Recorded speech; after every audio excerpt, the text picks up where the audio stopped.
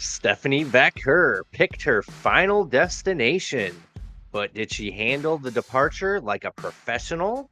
And as Mariah May wins the Owen, can she step out from Tony Storm's shadow? Will Tony Storm watch out for that shoe? And looks like the NXT Universe said his name and he appeared. Now, we all at Grapple-Sauce believe in Joe Hendry, but do you? All that and more in this week's episode of Grapple-Sauce. Hit it, Dave. Hey, Daver here. Welcome to the show. Hey, this guy's Chad. And Chandler's back as well. How we doing, Dave? We're doing pretty darn good. Yeah, we had a all right episode of Dynamite. The ending really got me going, but everything leading up to that, all right, entertaining enough. Yeah, it wasn't. What did you think? It wasn't bad. It just wasn't like I think I had much more expectations for it for being like, oh, it's the both Owen Hart finals. I just kind of expected more, I guess, and I felt like the crowd sometimes were really hot and sometimes really weren't. It was kind of just hit or miss when they decided to participate or not. Yeah. The Jericho felt like that kind of sucked the air out of the room a little for me. I enjoyed all the Owen stuff, and the Hangman stuff, but other than that, felt a little fillery. All right, I got a question. What was Owen Hart's favorite snack? Ooh. Fruit roll-up. Oh, Boo! Get it? Because there's a lot of roll-ups. Yeah, why? Damn it. Can we get Danielson submitting someone in a freaking label lock or Willow I miss cattle mutilation. Yeah, dude. Or Willow actually hitting the Doctor Bomb and pinning someone, or Mariah May hitting Mayday. Like, come on now. See, there's like some times where I'm fine with them getting the roll-ups. Like I think, as much as I would have rather had Hangman win, I'm fine with Hangman being rolled up by Danielson because I don't want to see Hangman lose to a striker, and I don't want to see him lose right now. Period. Yeah, so I feel like that would have been more impactful if there were less roll-ups in the rest of the tournament. Yes, that too, and I was fine with it with Willow and Chris last week because that can extend that feud a couple more weeks, and it would extend it in this too. But it's hit or miss, hit or miss. Yeah, and like it really for me it kind of it made sense for Danielson because like that was his only move, like that was his only option. He was dead.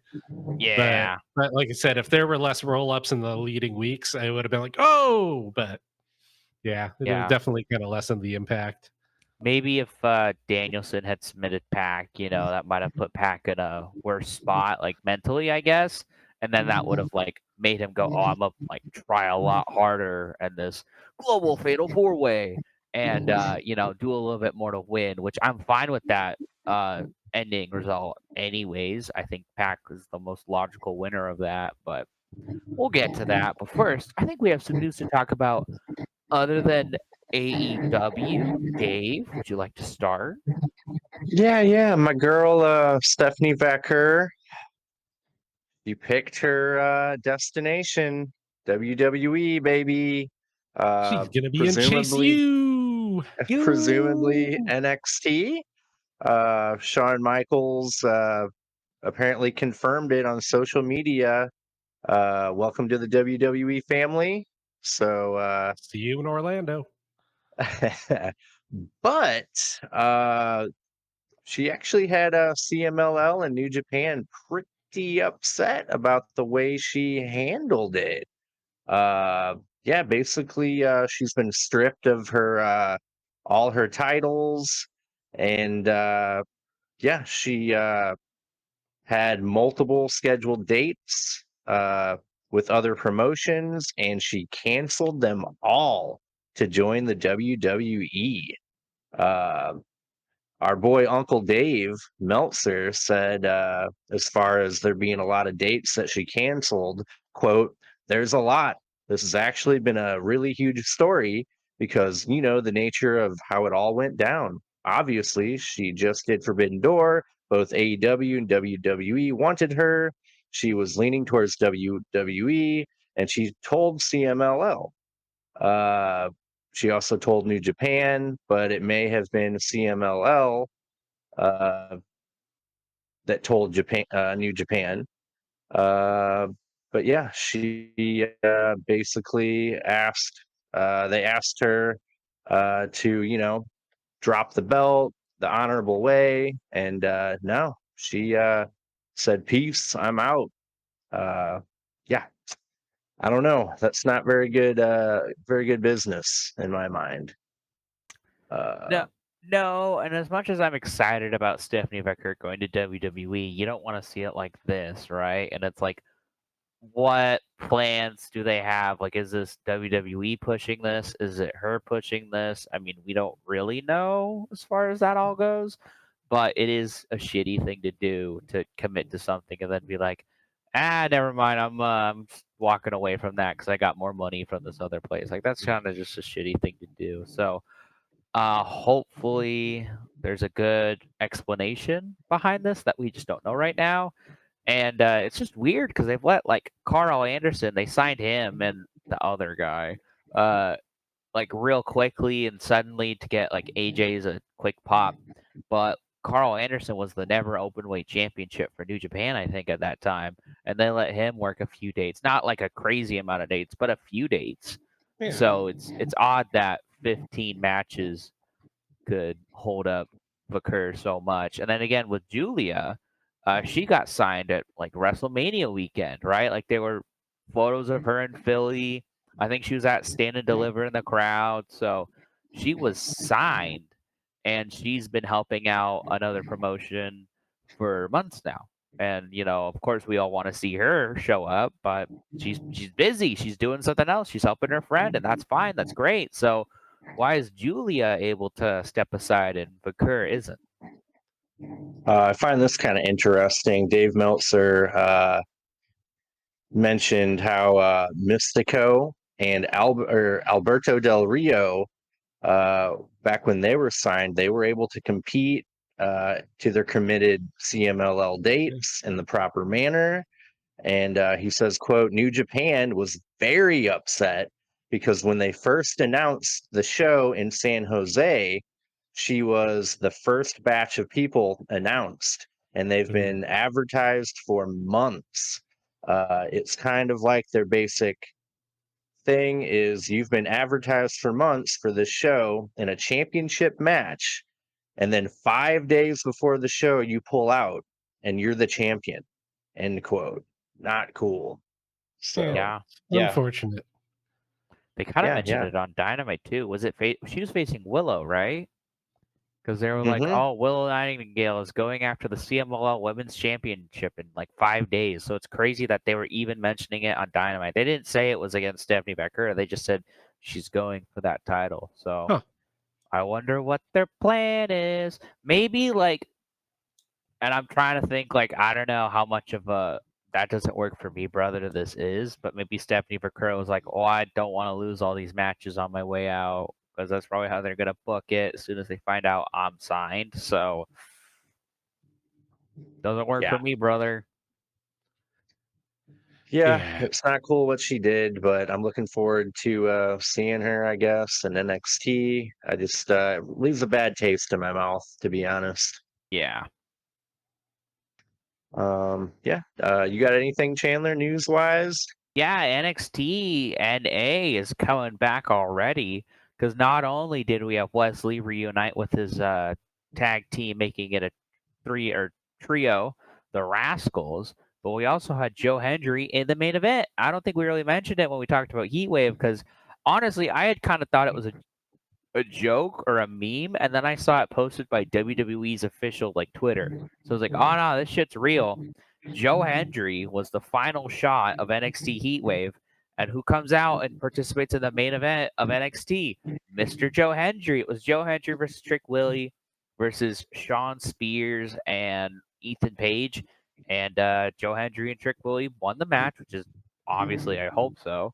So it's pretty cool that they got Joe Hendry all over NXT right now. They know how popular he is, and hopefully, as soon as his contract's up, he gets signed to WWE. Because I may or may not have looked up when his contract is up, and basic reports are no one knows, but they're gonna work hard on it. So Cool. Yeah. No, that dude's a ball of charisma. Like wherever he ends up, he's gonna make himself probably a real good living. mhm. Yeah, good for him. Really. Yeah, any more news? Do we ever talk about Rhea Ripley returning?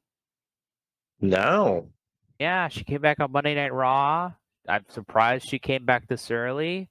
It's likely going to be Ripley and Liv Morgan at SummerSlam, so that's pretty neat. And then I don't think we also talked about this either. John Cena announced he's retiring next year. Now he kind of like dragged it out because apparently at Money in the Bank he was like, "Oh, I'm retiring next year," and people were like, "Oh no, he's gonna retire at Mania." Then he was like, "Oh no, I'm working the whole year, brother," and he had like 30, 40 dates lined up already. Yeah. So I'm all hyped for that. It'll be nice to have one. I'm gonna say semi full time, which is Yeah. kind of weird, but like I think it's gonna be the like closest full time we've had of seeing it since like what 2016, 2015. about right. So I'm hyped. Yeah. No. Are there any final Cena matches you're looking forward to? I think you were almost saying it. CM Yep, Punk, CM brother. Punk. That's Actually, me. Apparently, honestly, CM Punk loves Cena. Like, apparently, yeah. they're really close. Even during the pipe bomb where CM Punk was like uber not the pipe bomb, the podcast with Cole Cabana, like right after he quit or a couple months after he quit, where he's like, I fucking hate WWE, blah blah blah blah blah. He had nothing but good things to say about Cena, right? Like he never talked shit about Cena, Yeah. even when he hated WWE at its core. So I think that's pretty telling. But I think that should be Cena's last match, Punk and Cena. I think it's a good way to like wrap a little bow on Cena's career. Or if not that, then maybe like have Braun Baker spear him in half. Like those are your two options. Yeah. CM Punk or Braun Breaker. Or Alba Femi, Flea or Gunther or Takeshita. What if it's Takeshita, guys? Or just have him feud with the Wyatt Six for a while. Yeah, that could be good. Maybe Ooh. if he loses to like Uncle Howdy, that might help them go up a little bit. Yeah. I don't know. Cena versus Bray in the Firefly Funhouse. That was probably one of the best cinematic matches they did during that era. I think that's the best cinematic match ever. Gonna go out on a limb there. I think it was a really interesting thing they did. And I like how like hearing about John Cena talk about it later. He's like, I had no idea what we were doing. They were just like, it's gonna be crazy. And he was like, I'm up for whatever. And so Bray just tore down his character to his core. And he's like, okay. And it's great. Have you ever watched it, Dave? No. I know kind of the gist of it. I like the NWO part of it. That's pretty neat. I think you'd like it. I think you'd like it because it's like the most anti WWE have ever been since like the first ECW One Night Stand, where they were like, "Oh, the WWE wrestlers suck and the ECW wrestlers are cool." And this was like, John Cena sucks, even though we've been booking him to the moon for 20 years, and Bray Wyatt's cool. Like, it was good booking, brother. Good booking. Yeah, fair enough. Yeah. Any more news? Yeah, not a whole lot going on right now. SummerSlam's coming up. That should be a good show. Mm-hmm. Heck yeah. Well, yeah, before we get into Dynamite, we got something that everyone should go ahead and do out there in YouTube world. Yeah, I guess first off, let's go ahead and elbow drop that like button. Ooh, then we're gonna go grab your buddy, get that head right into the nether regions or the crotch, if you will, and then hoist him up and give him a big old power bomb right on that subscribe button. And leave us a Ooh. comment down below. Let us know what you think of the video, what you think of Dynamite, WWE, TNA, CMLO, whatever, man. Whatever, bro. We want to hear it. Speaking of bruvs, how does Dynamite start, Dave? Well, we get one of our favorite segments of every Dynamite or Collision, a recap. Right off the bat, MJF turning on Danny Garcia and explaining why he did what he did. Then we get Will Ospreay coming out to the ring to address MJF's actions. He says he was appalled and disgusted, but not surprised by MJF. He says he heard MJF was insecure. Osprey says MJF blames the fans for what he did and opened up to them about his ADD. But he says, quote, I have ADHD and it doesn't make or give me an excuse to be a little prick. Uh, he can tell MJF doesn't like him because, number one, the bidding war of 2024 didn't work out in MJF's favor because Tony Khan would rather spend money on guys who will elevate AEW rather than bury it. Number two, MJF called him a talentless hack, but he has more talent in his left nut than No, MJF no, no. has in his entire body. We get a left nut chant. And number three, uh, Osprey says, quote, I remind people what the identity of AEW is meant to be. I represent the foundation of this place. He says, ever since I stepped foot in AEW, I've been cleaning up after someone else's mess, and I found out the guy that I need to clean up after, and that's MJF. He says, our scumbag is the best version of MJF, and it's been the same old for about 5 years now, huh, Chandler? Uh-huh. Uh, yep, he's not evolving. Uh, he says the level of the devil is at the ground floor, and I am on the top floor of the skyscraper, bruv. Osprey calls out MJF for a fight. MJF's music hits, but he doesn't show. Rather, MJF appears on the big screen and says, these people don't deserve the privilege of being that close to my presence. He makes fun of them smelling bad. He says, I've beaten every one of their favorites, and they've all fell beneath my feet. You think you're different? You're a joke. Says the fans are going to get tired of you and throw you out in the garbage. I'm a generational talent, and if you get in the ring with me, you will be exposed. Yeah. Let's see. MJF won't wrestle Osprey, but he proposes next week MJF versus Osprey for the international title on Dynamite 250. Osprey won't be wrestling for the stars. Uh, he'll be. Let's see. Osprey won't be wrestling for the stars. I'll be punching you in the face until you see stars. Osprey calls MJF adorable and says, uh, "I'll see you next week, bitch." Yeah. Uh, nothing too great. Nothing really stuck out. You know, MJF's promo was clearly pre-taped. Wait, are you Yeah, saying I don't- MJF wasn't live in Calgary to respond to Will Ospreay? Are you saying that? I don't believe you.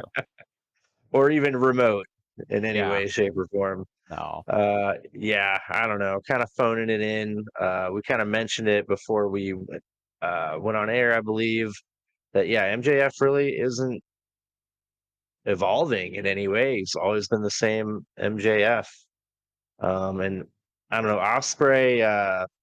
Yeah, it was all right. Like the left nut thing was pretty funny, but it didn't really get me hyped. Not a lot of heat from this, so Wasn't Osprey's best work because he can cut at least most of the time a decent promo, even if it does kind of feel like he's not saying much, anything important. He can still cut a fine promo.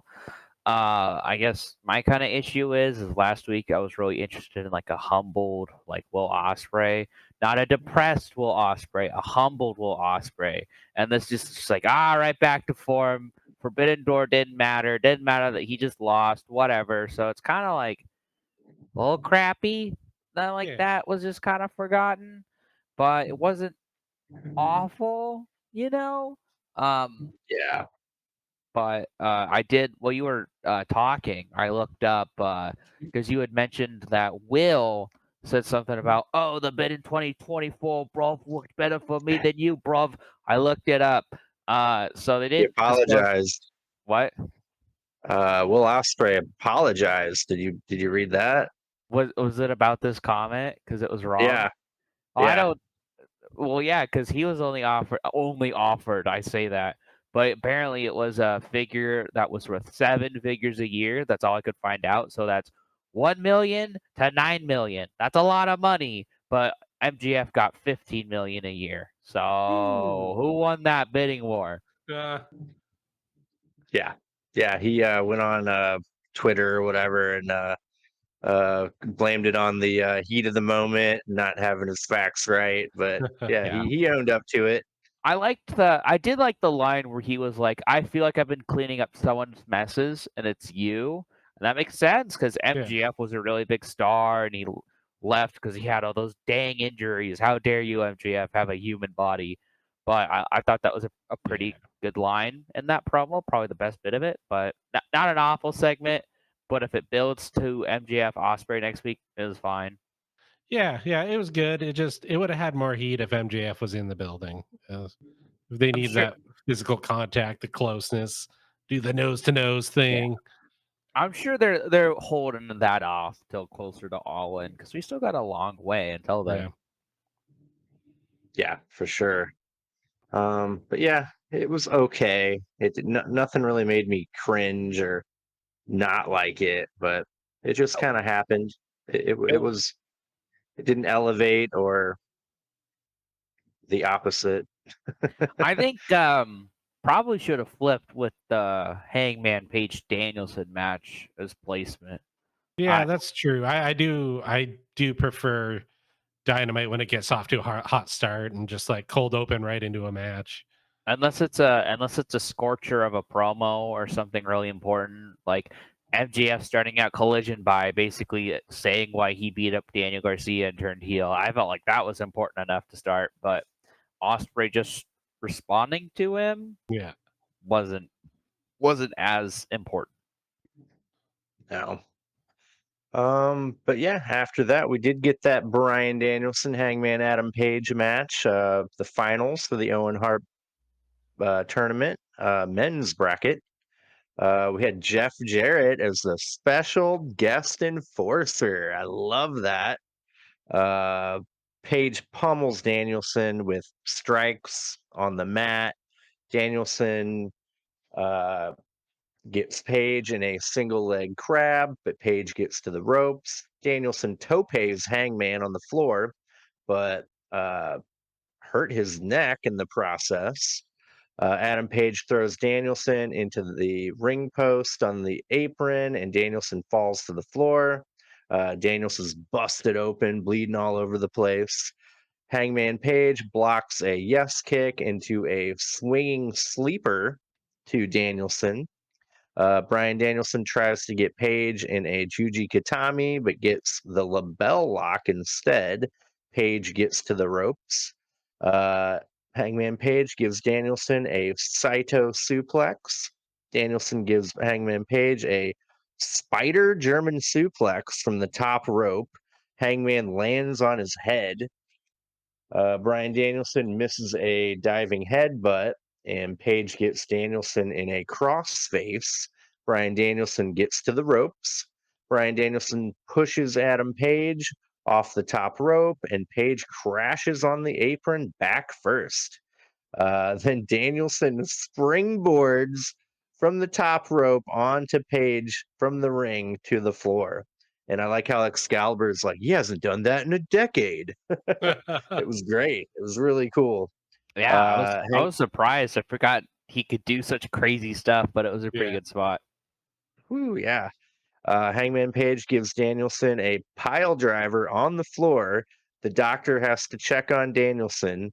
Jeff Jarrett tries to protect Danielson, but Hangman Page pie faces him. Somehow Jarrett is able to keep his composure. Danielson barely beat the 10 count after that. Hangman Page rips off Danielson's kinesio tape. Brian Danielson hits a Bazaiku knee out of nowhere, but can't cover. Danielson hits the ref with a Bazaiku knee, and Hangman whips Danielson with his belt and chokes him. Jeff Jarrett tries to stop Page, and Page shoves him down to the mat. Then Jarrett takes off his shirt to reveal that he's also a referee. I popped hard for that. Danielson rolls up Page for two, and then Page gives Danielson a dead eye for a 2 count. Hangman hits a buckshot lariat to Danielson's back, but misses another. Danielson reverses into a cover, but Page gets Danielson in a crossface. Jeff Jarrett checks the arm of Danielson, but he's still conscious. He then rolls over and pins Adam Page. Jarrett counts 1, 2, 3. Danielson wins. Woo, man! I I did not see that coming. Dr. Martha Hart presents Brian Danielson with the Owen Hart belt and trophy, and Swerve Strickland's music hits, and he walks out and stares down Danielson. Uh, yeah, uh, I I enjoyed the match. I did not see Danielson winning, but I'm not angry at it. It surprised me quite a bit, but hey, man, Hangman is gonna get to swerve one way or the other. Oh yeah, I think looking back at it, it was a much better match than I gave it credit for. I think it was a very entertaining match. There's plenty of good spots in it. The Jeff Jarrett spot was funny. And it's nice having him still involved in this tournament somehow, even if he's out. It was just I was disappointed. I wouldn't say angry. I was just disappointed because I'm not really like I'm sure Swerve and Danielson will have a good match, but quite frankly, I'm not really interested in it. Um, there was a bit in Swerve's promo that did make me a little bit more interested in what could come. Where he was like, "Oh, not only did I do what you couldn't do, I'm going to do two things you couldn't do. I beat Osprey, which you couldn't, and I'm gonna lead Team AEW to victory against the Elite, which you couldn't." So I thought that was a pretty good little bit. But other than that, I think it's a lot more interesting if the main event of Wembley is two heated rivals where the world champ hasn't been able to beat the one guy clean, and that guy is on a warpath to do anything he can to kill the world champ. I think that's a much more interesting story than the guy who's been rolling up everyone in this tournament and is Yeah. on death's last door. Yeah. Yeah. Like, how can he survive? Can he pull it off? Yeah, Yeah. I'm sure they'll change my mind on it. This is the first Yeah. week. No. AEW has a way of changing my mind on almost everything. It's just right now I'm like, man, whatever, Yeah. man. Sure, it'll be fine. Yeah. They do like to wrong foot you a lot and then like hook you in the end. It's kind of their MO or their style, I guess. Remember how upset I was when I thought the Young Bucks were going to be Sting and Darby's Right? opponents? I was like, this is awful. This is dumb. And then they turned it around, but Yeah. it took a lot. It took a lot of like Yeah, good booking. it turned Yeah. out being great. Oh, yeah. Yeah, and I think like this, like part of the big story too is Hangman's always his own worst enemy. Whenever he lets his emotions get the better of him, he ends up losing the match. Like he had Danielson beat, but then he decided instead of going for the pin after the dead eye to keep annihilating him with buckshots, and then that's how it slipped through his fingers. I think Nigel even brought it up where he was like, man, I know he's looking too far ahead to swerve because he's too focused on Swerve. He's not Yeah. focusing on this match with Danielson. And he was like, to his credit, that's where Danielson will snatch the victory from you, is because you'll be too distracted and too Yeah. caught up in something else, and then he'll win. So I was also, maybe they're not doing, I guess now they're definitely not doing the Nigel Bryan Danielson match at All In, which is Damn it. fine, right? They didn't ever tease it. They just had Nigel hating Bryan Danielson. Yeah. It's mostly the But fan booking. oh yeah, so I was fully expecting him to cost him when he was suddenly on commentary for Dynamite, even though he's never on commentary for Dynamite. But we'll tell that story another way. Yeah. After that, we get a Swerve promo. Uh, basically, after beating Will Ospreay, you're looking at the best in the world and still the AEW World Champion. He says he's still not over the fact that Danielson holds a pinfall victory over him, and he's someone who holds on to grudges. Swerve talks about the Young Bucks offering him a spot in Blood and Guts on Team Elite, but he says he will be in Blood and Guts, but on Team AEW. Then Swerve challenges Okada for a match. He says his match against Danielson will be Danielson's final countdown. That was a fun I end. hope he gets that song. Yeah, Yep. he's gotta. He will. $100,000. Worth it. So yeah, it wasn't an all-timer Swerve promo, but again, we're getting Swerve Okada next week, which is just odd. It's not a bad thing. It's just odd that they're just throwing that on Yeah. Dynamite. And yeah, should be fun. What do you guys think? Yeah, he felt flat to me. Like he said all the things he should say, but he didn't have that usual gravitas that Swerve has. You know, he just felt like he was out there saying his lines. He wasn't acting or delivering really. Again, another thing that I kind of forgot about, but I was thinking about it, especially last week, was Swerve is going to come back. Hopefully, he'll mention that Osprey match, right? Because that match felt really important. Mm-hmm. But it feels like both uh, participants in that match have already moved on, Yeah, which maybe I should move on. But it's also like, hey, that no, it was should be awesome. part of their history. Like I know I kind of keep coming back to this. Hangman, everything he's done in the past affects what he's doing now. Like, you know, and I wish more people would do that. Like, have like their wins and losses and all their history kind of play into what they're doing now. Because yeah, that should be that match was a huge deal. It was fucking brutal. Mm-hmm. I think Osprey is going to be on Team AEW in Blood and Guts That'd be pretty Ooh, interesting. can they coexist? Maybe get like, with Darby Allin. ooh, what if it's Darby, Danielson, and Osprey? Except, do you want to risk Danielson in such a? No, I'm taking Danielson No. out. Maybe Hmm. Paul White. Hey guys, I'm actually feeling much better. Ah, fuck. Oh yeah, what are you here for? Blood and guts. Oh, we're gonna have Okada Rainmaker until you Rainmaker you until you stop standing. Is that okay? Ooh. Yeah, we haven't seen him since Yeah. the Will Hobbs. Uh, what was it? A power slam? Yeah, On a onto the car. car. Yeah. Ay, ay, ay. But yeah, I agree with you, Chad. Like Swerve said all the things he needed to say, but not with anything behind it. He Yeah. could have been a little more fired up, a little more emotional, but yeah, he got the point across. I'm looking forward to the Okada match. I'm looking forward to Blood and Guts a lot more Yeah. now that it doesn't seem to be the B team. Yeah. I don't know. So I think yeah, the acclaim still might be in it. ah, At least Swerve is in it. Swerve brings them all up a little bit, Yeah. but Darby too. That'll be nuts. yeah. yeah. Yeah, then we get acclaimed music video making fun of the Young Bucks. It was just kind of eh. I did Okay. like the guys they had playing the Young Bucks. I thought that was pretty funny.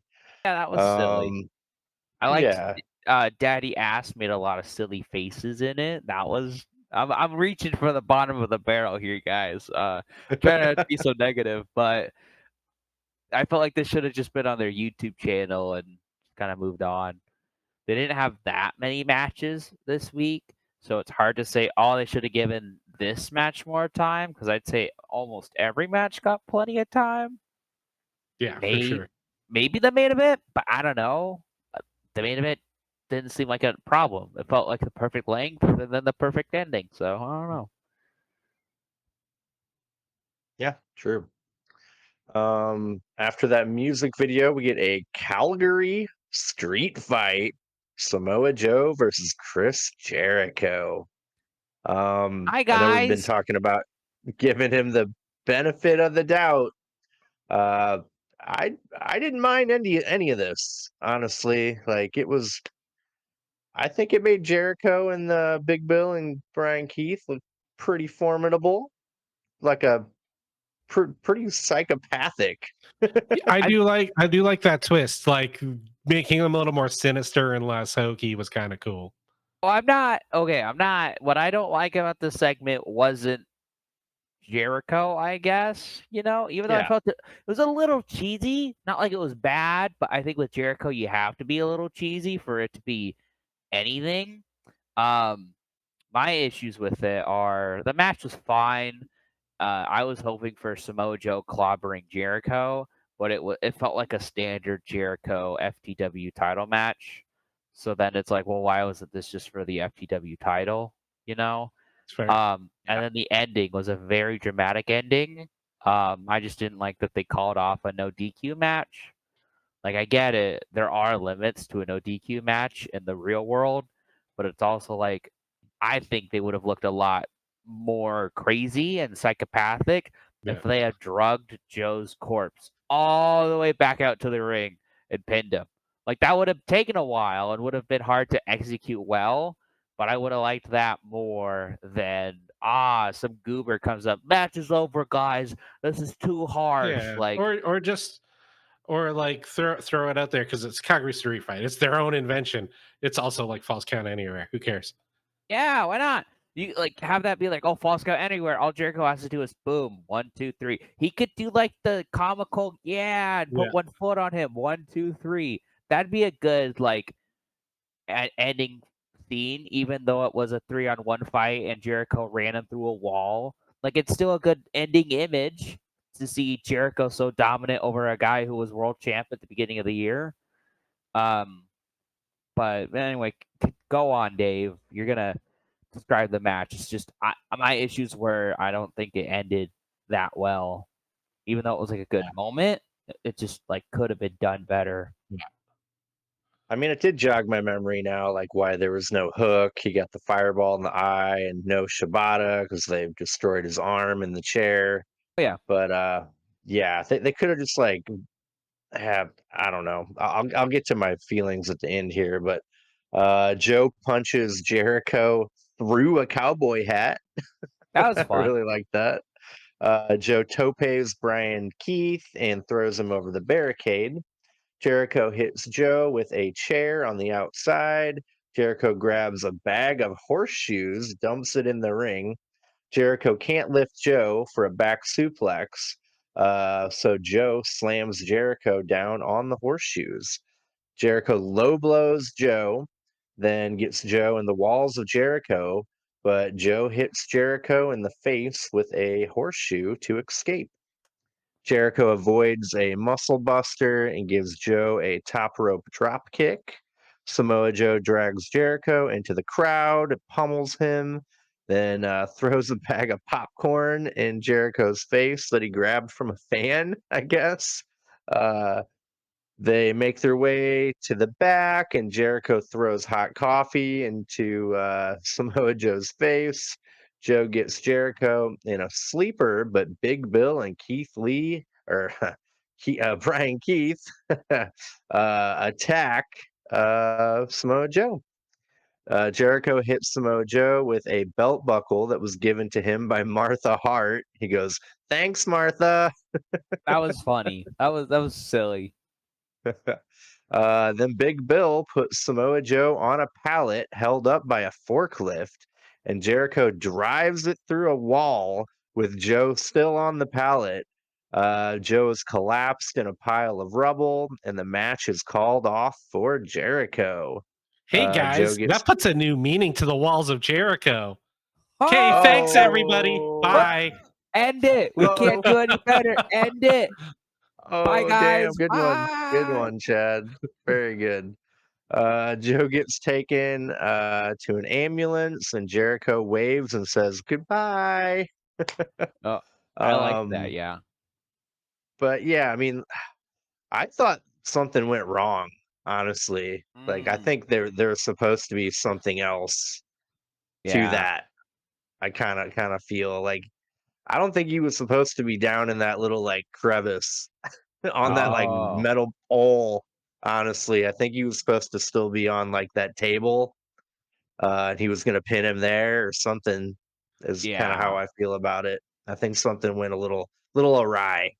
Yeah. Again, my issues, surprisingly, are not with Jericho. Jericho was fine by all means. He wasn't like fantastic, but he was the silly, goofy Jericho that we've seen. And then he got to do a little bit of this more psychopathic character. I just think it would have been better if he, got the pin, you know? Like, it showed he didn't care about what he did. And like AEW was powerless because it was a street fight, like you can easily say that. And if Jericho's getting all this buddy with, this is what's kind of annoying me, right? Tony Khan and Christopher Daniels are right there. They have power too. So why aren't they doing anything? Why are they just letting Jericho kick Taz out every week? 'Cause I get it. It's funny. Maybe Taz is on vacation or something, and that's why he's getting time off. But it's also like, why isn't Tony Khan? Why is Tony Khan sometimes in power and sometimes doesn't? Right? Maybe this is a hot take, but I like Nigel so much better than Taz. Like Taz Taz, is good, yeah, Taz but is I like love Nigel. Taz has some funny moments, right? But Nigel's Yeah. just clear. Maybe this was like a test run for Nigel on Oh, the big could be. stage, and they're gonna switch him. Like, it'll be Taz. Maybe it'll be like maybe, because they have Tony Schiavone on both shows, right? He's on Dynamite and Collision. Excalibur's only Dynamite. Maybe they're trying to have Nigel on both shows, and they'll say in storyline, "Oh, well, the Bucks don't go to Collision. That's why Taz is on Collision, and Taz just wants to work Saturday nights now." That would Could work. be. And they're Yeah. like, "Nigel, you just got promoted to both nights," which I'm fine with. Yeah, he's awesome. Yeah. I love I Nigel. Like I do he's need to so put funny. one thing about the match over. I love how Big Bill just burst through that door. That actually made me go, "Holy crap!" Like, Yeah, Big Bill with a little psychopathic twinge, scary yeah, because he's so huge. Yep. Yeah, I like the direction they're going. Like they're becoming more of a threat. They're not as hokey. They can actually really hurt you. They took out Shibata. That was, phase one. Then they got a little meaner what they did to Hook, and then they got really out of control with what they did to Joe. So I think this is a great direction. It's uh, a lot better than the learning tree in-ring segments we were getting. true that. Oh, we're gonna get one next week where he's like, "Hi guys, don't you love me?" Yeah, And then we'll have some baby face come out and put her stopped. No, not yet, but I don't know. I wonder. I am curious what they do next with Jericho. Not ironically, like I'm genuinely like, oh, what do they do yeah, next? Like they yeah. just took out the Where do we three go from guys. here? Yeah, they just took out the three guys that they were feuding with in a really sadistic way. What's next? I want that damn trios tournament. I think it's. I mean, I don't think that's happening. I think they're just doing a straight up singles match for them titles, brother, or straight up trios match. Bummer. But yeah, yeah, what they did to Joe just kind of shook me a little bit. I was like, what the hell? Like, it was a little much for me. Like, Yeah, uh, yeah, it was brutal. I I did. mean, it Okay, made Jericho look scary. one thing I don't like, and this is just the the producing, right? So my two biggest complaints about this match have nothing to do with the wrestlers involved. It's the booking and the producing. As in, why didn't Jericho just get the pin? Because that would be, oh wow, that's shocking. And why did it have to be a super exciting fatal four way next? Which, like, that's not a bad thing, but it's just Yeah. really weird to go from, oh my God, guys, Chris Jericho just killed Samoa Joe. This is so sad. I can't believe it. We're never going to see Samoa Joe again.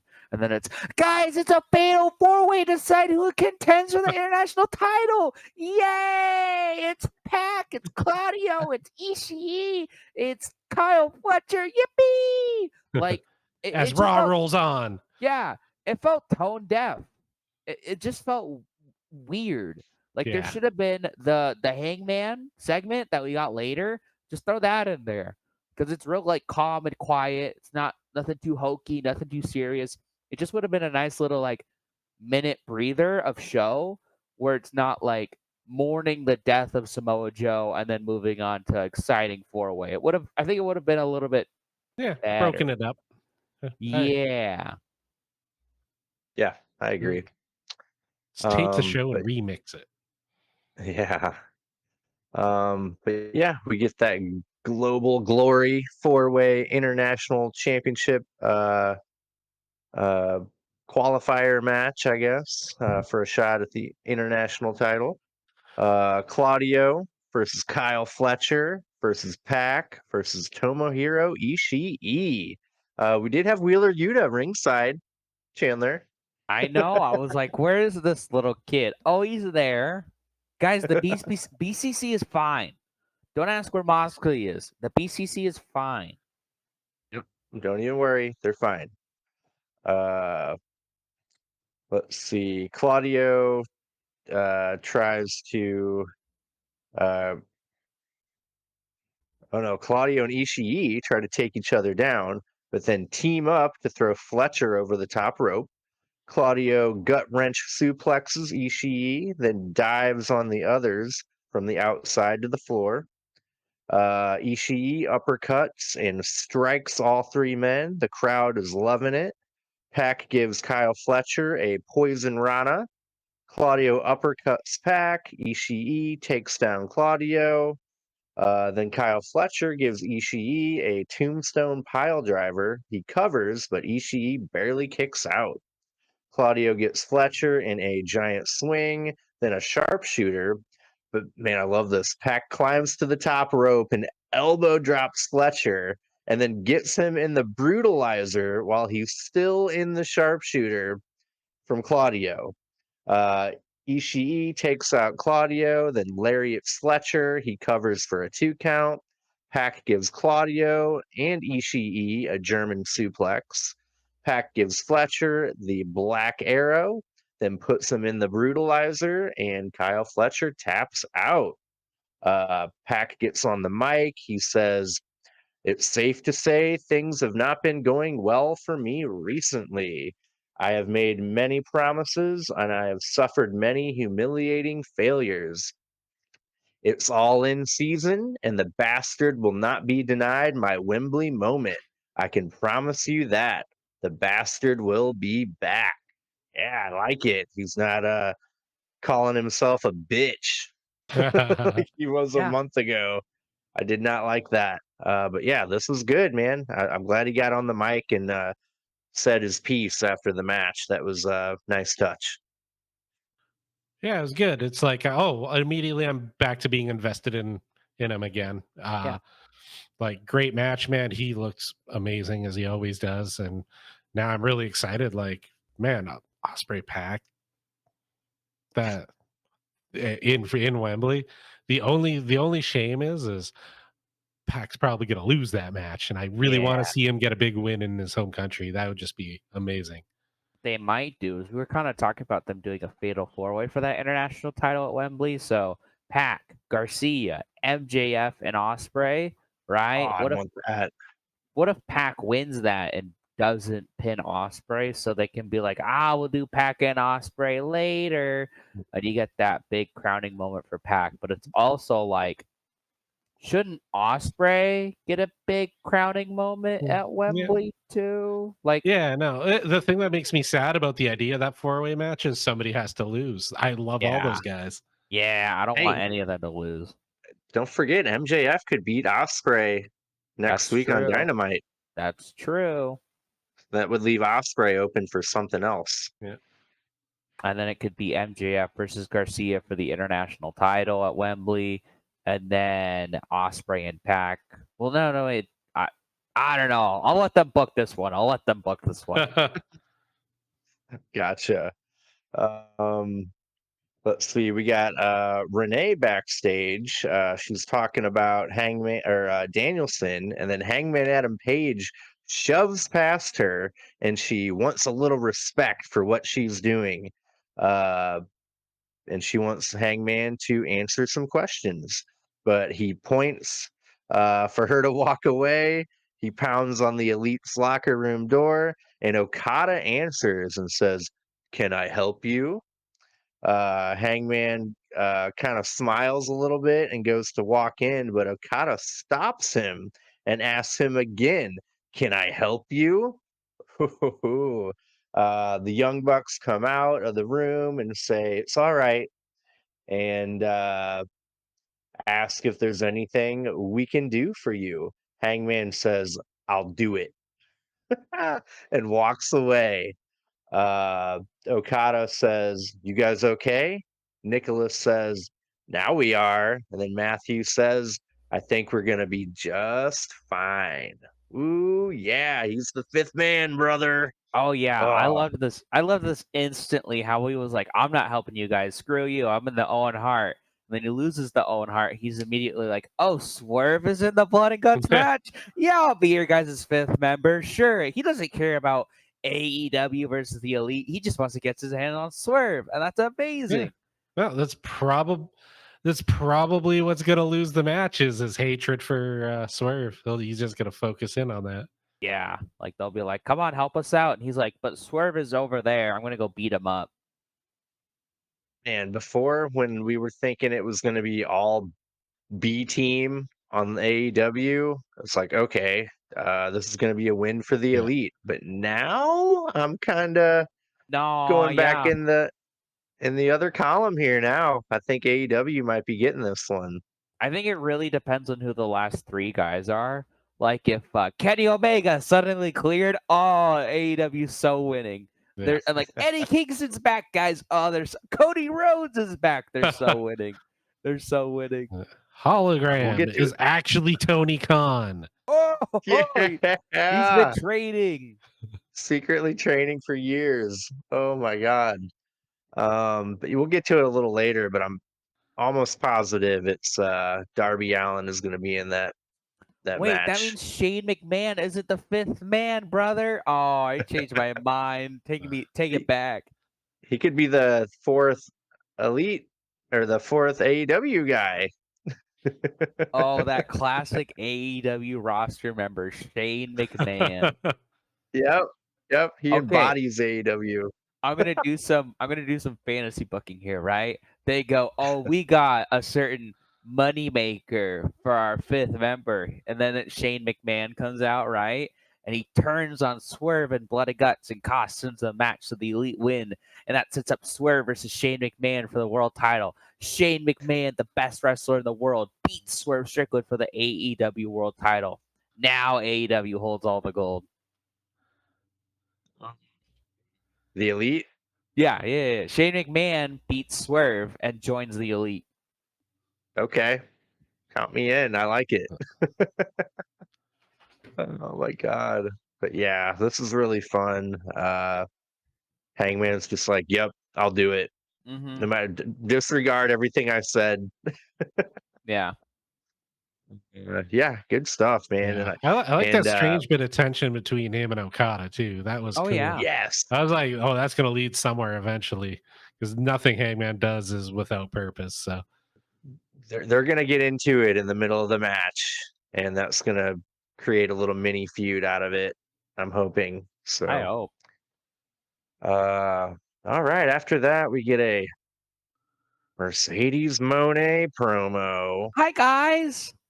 Uh, Mercedes Moné he- back with her TV time. Hi guys. yep. Basically, she thanks Nicholas and Matthew Jackson for the extra security because she will not be interrupted. Oh, I We'll think I see. have a funny feeling she's gonna get interrupted. She says she is the past, present, and future, and she's the best there is, the best there was, and the best there ever will be. Oh, the crowd boos. I don't That's get it. Bret Hart. That is Bret Hart. Oh, Uh, I'm joking. I thought it was a CM uh, Punk reference. right? She tells Britt to stop dreaming about All In because she'll leave here with more than a couple herniated discs and a stroke. I would leave you for dead, bitch. Ooh, she said stroke. She said, Uh, "Bitch." That yeah. means it's serious. She said Uh, stroke. she pours a toast for herself, but gets interrupted by Britt Baker. Britt takes out two male security guards and chases Mercedes off. Uh, yeah, I mean, that part was cool. I Yeah. mean, that's the only part of it I liked. I can't believe they're making Britt Baker look good in the entire lead up to Wembley just so she can get pummeled by Monet. I was really hoping she was going to take that shot, Right? That would have been but fun. she didn't. Or like pour it Uh, on Bad for your Monet. teeth. Yeah. yeah. She must not drink or no. She was. There's a picture of her drinking with the Garcia twins not too long ago. Ooh. Which reminds me that there was an interview with I can't remember which Garcia twin, but she says her dream match would be against Britt Baker. Ooh. Ooh, I thought they both retired, so that's yeah. interesting. She said she would come out of retirement for a match against Britt Baker. Hmm. Well, I'll be honest. I loved Britt Baker last week, and it's not like I don't like her any less this week. But this segment just kind of felt like a big old waste of time. It was cool that Britt Baker was getting rough with the male security guards. Like that was cool. But Monet still can't really talk on the mic. Doesn't matter that she's a heel now. She still sucks. So, uh, I don't care. You know, like cool for Britt Baker that she stood tall and looked good in the segment, but I'm looking all the way down to Wembley, and I don't think any of us will be happy with that result. No, Yeah. no. Yeah. Britt Baker standing tall so much now probably means not going to stand tall when it matters. Yep. Yeah. And it's fun. Like, yeah, Monet just is. She feels unironically disingenuous. Like Chris Jericho, he's ironically doing it. She just feels bad. Like either she's so good at acting and I'm falling for it, but I don't think that's the case. I think she's just not Well, she's good. been like this the whole time she's been in AEW. Like she's been like this from the start when she was she was the Will Ospreay for the women's division. She was going to come in, have a bunch of dream matches, set the world on fire, but she didn't really do that. She didn't wrestle until Double or Nothing, which in hindsight is okay because she was injured or whatever. But it's also like, why would you bring her out for so long and not really Yeah. do anything with her? Just have kind of crappy segments with her, but at least she's got 2 belts now, guys. Aren't we happy that she started wrestling? In her first 2 months, she picked up 2 titles. But at least she didn't book herself to win the Owen Hart tournament. That would okay if she had done that. I think I'm gonna stop watching AEW. Yeah. It's like, yeah, I got one more shoulder. No, you don't. I don't care. I want that belt too. I'm supposed to hold my pants up with something, right? Why not have the women's world title as well? Yeah, she didn't do that, thankfully. Yeah, after that we get Darby Allin outside in the parking lot attacking Brandon Cutler, and he calls out Jack Perry for a match on Dynamite 250. Yeah, that Oh wait, makes me it's already think, happening that soon? yeah, Oh, next week. I thought it was like they were gonna build it towards All In because I was like, oh, that'd be a good All In match. Two of the pillars of AEW, one of the most staunch anti-elite people around these days. But oh, okay, all right, I mean, hey, it could, it could still brew up yeah, until All In. it could. I'm just gonna look up what they've announced for 250 already. So keep talking. I'm just gonna be. And There are yeah, and many this members plan. of the elite too for him to fight. Like Mhm. maybe you get Darby Hangman. Ooh, that'd be good. I'd like a Darby Nicholas Jackson Yeah. match, honestly. But yeah, this is what planted the seed for Darby being in Blood and Guts for me, seeing this. Um, so yeah, good to see Darby back wearing that pink furry coat. Yeah. Yeah. Uh, I don't know what the deal with Brandon Cutler with the makeup on like Darby. That was kind of like I needed more context. Like, Yeah. did Yeah. I miss something? Was Yeah. he It's like, like did he beat him earlier in the down and show? somehow paint that onto him? Like, what was up with that? Maybe it's Yeah, like well, his call sign. Like, oh, he's got half a skull kind of painted on their face. Darby Allen did it, but like Brandon Cutler should have been like out cold. Yeah. do you know what Brandon Cutler reminded me of with that paint on? What? Captain Spaulding from That's House of a fair. Thousand That's fair. Corpses. Yeah. Oh, I think I've seen a picture of that guy. I think I know what you're talking about. Yeah. The beard and the bald and the Yeah. And he always yeah. had like a little bit of the makeup on the beard too. It was, Yep. Yeah. But yeah, we're actually finally to our main event, the women's bracket finals, the Owen Hart Cup tournament. We got Willow Nightingale, looking to be a two-time Owen Hart Cup winner, and Mariah May. Uh, so much drama going on with uh, will she face her mentor, Tony Storm? Ooh. Uh, I got a kick out of Nigel. Somehow mentioned Motley Crue and just kept naming Motley Crue songs and making them like make sense. Mm-hmm. yeah. It was That one was of those good. things like, he's like, you kind of picture in his head, like, I wonder how far I can take this. And he just kept doing it. Yeah. It was good. So Mariah May ends up tripping up Willow and drop kicking her. And then she ties up Willow Nightingale in the second rope and drop kicks her again. Willow Nightingale does Mariah's little spin around and slam move. I like that. Willow cannonballs Mariah May from the apron to the floor. Mariah May gives Willow a hip attack and a DDT. She covers Willow and only gets a 2 count. Willow Nightingale tries to give Mariah May a sharpshooter, but May counters into a suplex. Mariah May counters a pounce from Willow with a headbutt. That was That was cool as hell. freaking Mm-hmm. awesome. Uh, at one point, Stokely's wearing a mask and a Sting hoodie, jumps on the apron to distract Willow, only for Statlander to come up and kick Willow in the head while the ref was distracted with Tony Storm on the other side of the ring. Willow gives Mariah May a cannonball, then gets Mariah May up in the fireman's carry, but Mariah May reverses into a pin for the win. She is the Owen Hart Cup Women's Champion. And that was the Uh, end of Dynamite, right? She won. Good for Mariah May. Yep. yay, Yay!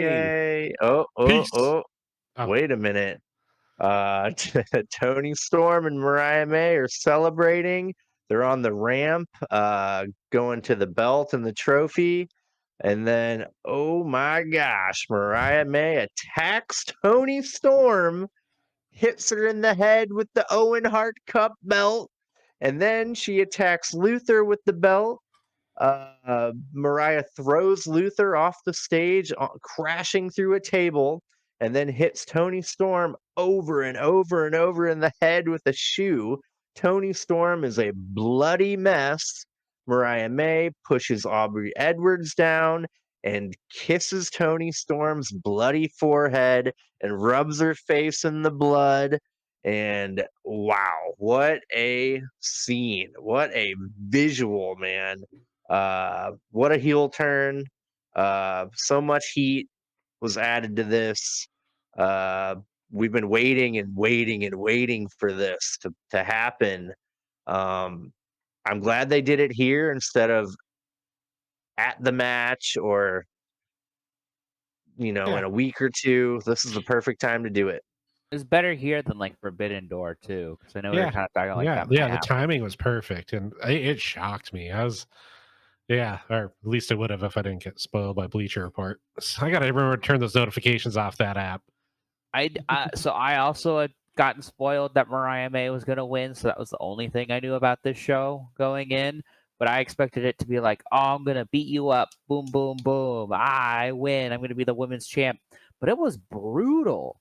I think this is the best AEW heel turn I've seen. I've only been watching for like a year, but it's like the best, except for I would say Hangman Pages. But I think that's on a much slower burn than Yeah. most heel turns. Like we were arguing the other day because I was like, oh no, he's heel, and you guys were like, nah, he's a face who's just been scorned, and he's like, so I think that's interesting that you guys are able to have a legitimate like argument that no, he's not heel, he's upset, he's pissed, he's still a good guy, he's still Hangman Page. He's had the good beaten out of him. Yeah, I think that's really interesting that you can argue for that and have a good like reasoning for that. But this is like Not Mariah May. No. Yeah. Mariah May, there's no like if, ands, buts about it. She is full heel. And Tony Storm, just the way she was bawling about this. Yeah, it was heartbreaking. Mm-hmm. Like it was sold perfectly. Everybody played their parts perfectly. Well, whenever like Even Luther. Whenever Luther took a bump, it just felt kind of comical, or like, the woman fell on him. Isn't that silly?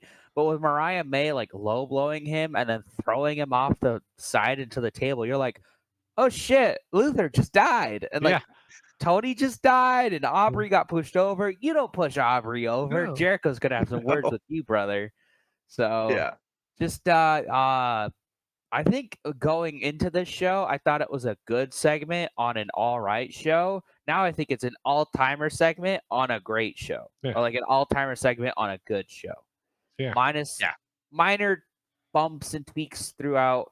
But looking back, I think it's definitely one of the best Dynamite closes I've ever seen. Yeah, I feel like they're really pushing a little more viciousness and realism. I don't know if realism's quite right, but it feels like everything feels more like has more stakes to it. It's more vicious, more cutthroat. Mm-hmm. Like so much blood, so much like things feel personal now, and more than just an MJF feud or something. Like everybody feels like they got skin in the game now. Yeah, and I loved the like. I think you don't always see that great camera work in AEW, but I loved how they were panning out on this. Mariah May holding up a bloodied and defeated Tony Storm, and he got the little like match, like little match, whatever you want to call it, picture, and like match graphic. Yeah, match graphic. It felt way more sinister than I ever would have thought seeing the Mariah May Tony Storm at like. I expected it to be like, wow, isn't it going to be exciting, guys? Yay. But now it's like, we're going to kiss and we're going to be like, I hope you do well. And then, no. Now it's like, oh, fuck, that's the match. We're really, like, are you sure, Tony Khan? Are you sure? Can we not do that? So, excellent booking. Oh, man. I mean, like, I know I've been saying for months now that, Mariah May takes it off her at Wembley. Kind of like it was an afterthought, right? But now it's like Mariah May is gonna take that belt at Wembley. Yeah, guys. no, like even the match against Willow, she sort of foretold it a little, like, because she's always a really snug worker, but she was rather stiff and vicious in that too. And then it was like, oh, oh. I always figured the turn and all that was going to be more Tony centric, like a little more comedic, a little more cartoonish.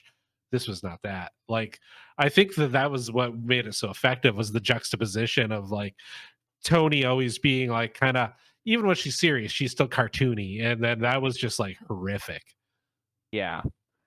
So I'm quite looking forward to All In, guys. I think it'll be a pretty good show. Yeah. Are you Even though are you still going to go all in on Tony for your prediction? we're not there yet, brother. We're not there yet. I'm just playing the numbers. But I think this might be the first time I might not go all in on Tony. I might split the votes because there's going to be a little tiny itty bitty part of me that wants Tony to retain.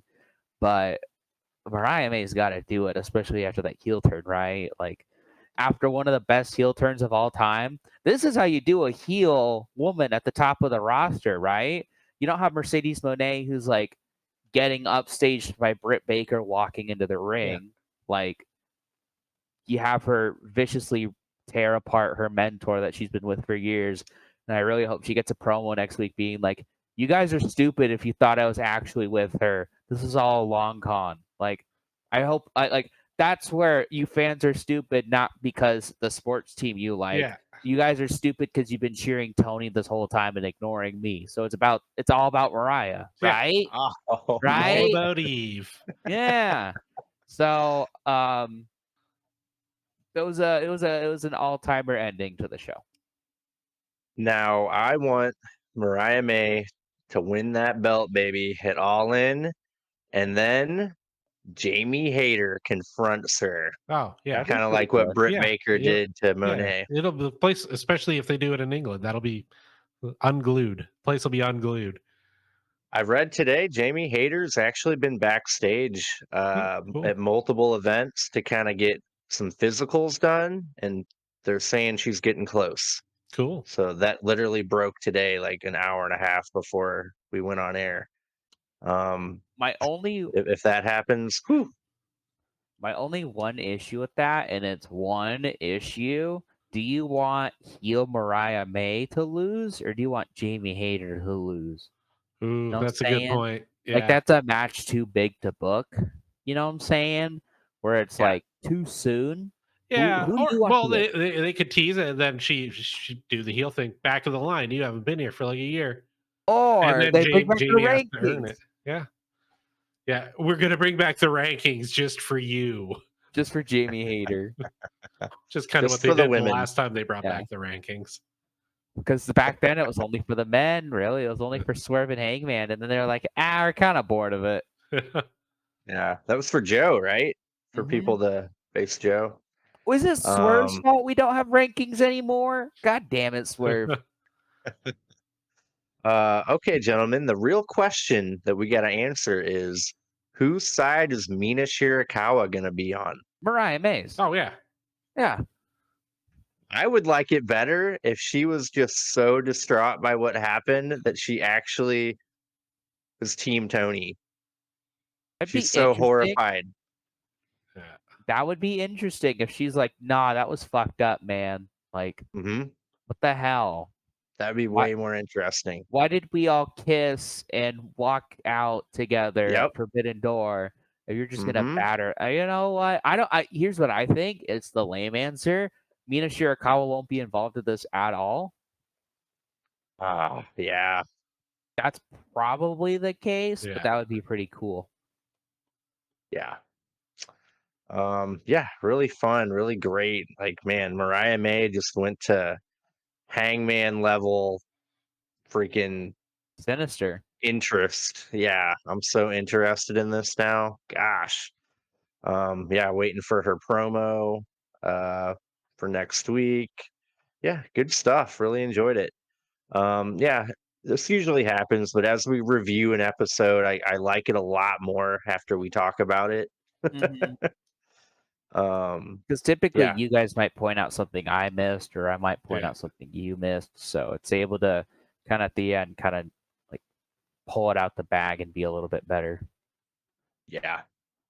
But yeah, everyone out there, don't forget one more time, elbow drop that like button, subscribe, or power bomb that subscribe button, and leave a comment.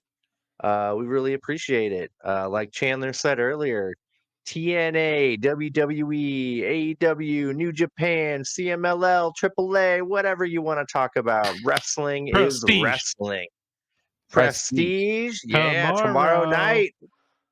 Little Drexel versus Danhausen. Oh, that'll my be gosh. fun. Yeah, can't wait. Yeah, we got Athena gonna be there. Yeah. Shelton Rowdy. Benjamin. Yeah, good stuff. Roderick Strong. Yeah. Yeah, I like the working relationship that Prestige has with Ring of Honor AEW. Like that's pretty strong. Yeah. Mm-hmm. Good Yeah. stuff. I still remember at the that one show we were at when Brody King came out. Oh my Yeah, God. Malachi Black was the main event. It was such a that was such a small venue. Brody King got up onto the top rope and his head was basically in the lights. It was awesome. Yeah. Good stuff. Cool. Yeah, looking forward to Dynamite 250. That's crazy. 250 episodes of Dynamite. Mm-hmm. And I've watched all of them. Yeah. Yes, sir. I can't remember the card, but on Steven Larson, they looked up Monday Nitro, episode 250, to see what ran on that one. It was pretty bad. Oh, which one? Monday Night Nitro. Oh, what happened?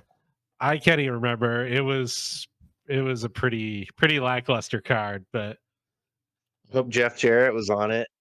let's see. I remember what's it called? Rey Mysterio's tag team was on it.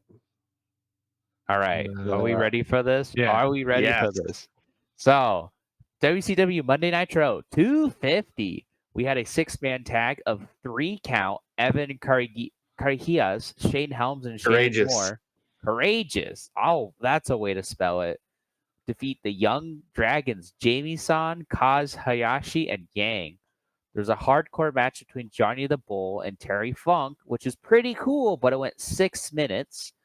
The Misfits in Actions defeated Mark Jindrak and Sean O'Hare in a WCW World Tag Team Title #1 contendership match. Any guesses on how long that match went, guys? Any guesses? 5 minutes. 342. In the middle, it's 4 minutes and 5 seconds. Booker T defeats the Franchise. I'm sure that guy had a long run. Shane Douglas. Yeah. And then you have the Demon defeated Vampiro. Any guesses on how long that match went, guys? Oh man, I'll give it 3 minutes. 4 minutes. 2 minutes, 39 seconds. And then you had a tag team match, the Filthy Animals, Juventud Guerrera and Rey Mysterio Jr. with Disco Inferno and Conan. Geez, everyone's at that match. Defeated Billy Kidman and Lance Storm, 3 minutes, 54 seconds. Oh my God, this is awful. It was a 20-man battle royale, right? Which Kevin Nash won. I think that this is the main event, right? Was that the New Blood stuff? Okay, do you want me to just say all the names? Sure. Macho Man was in it, right? Goldberg. Maybe. I'm not seeing him. So Kevin Nash defeats question mark. There's 3 question marks. Big Vito, Billy Kidman, Booker T, Captain Rection, Chris Canyon, Chuck Palumbo, Corporal Cajun, Disco Inferno, Goldberg, Juventud Guerrera, Conan, Lance Storm, Lieutenant Loco, Major Stash, Rey Mysterio Jr., Sean Stasiak. Please, for the love of God, tell me how long this match went. 20-man battle royale. 23. 5 minutes. 3 minutes, 41 seconds. What? Yeah. 3 minutes, 41 seconds. Holy crap. Dude, Dynamite's going to like surpass the amount of nitros here soon. I think Eric Bischoff was saying like it's only like 40 away. I think. Oh wow. Here, I'll look it up. Oh, Yeah, dude, 30. that's quite an accomplishment. 288. So there are 38 more dynamites away. 39, I guess, from having more dynamites than WCW, which is crazy from like a WWE fan who didn't live through the Monday Night Wars. How much I've heard of like, oh, Nitro was on for so long and da da da da da.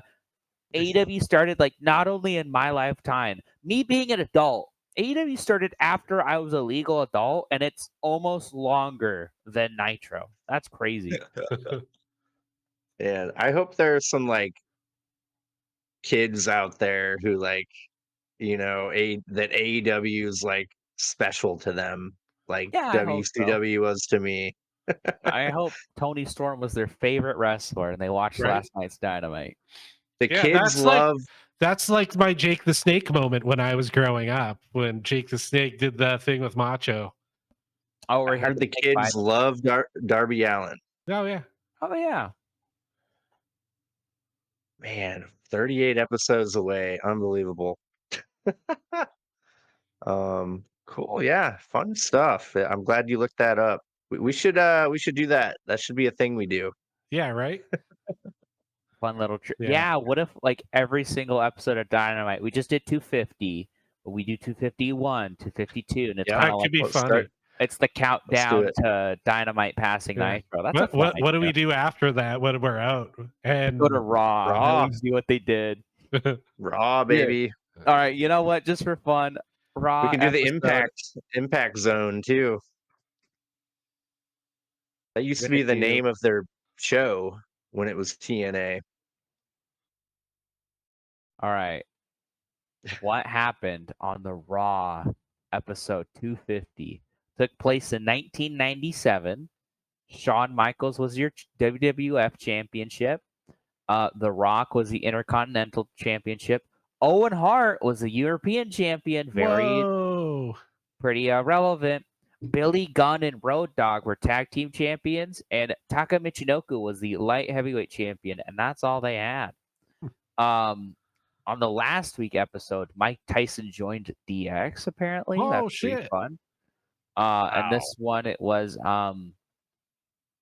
looks like it started off with a tag team match with Farouk and The Rock versus Ken Shamrock and Steve Blackman. That's pretty nice. Yeah. Nation By of the way, Domination.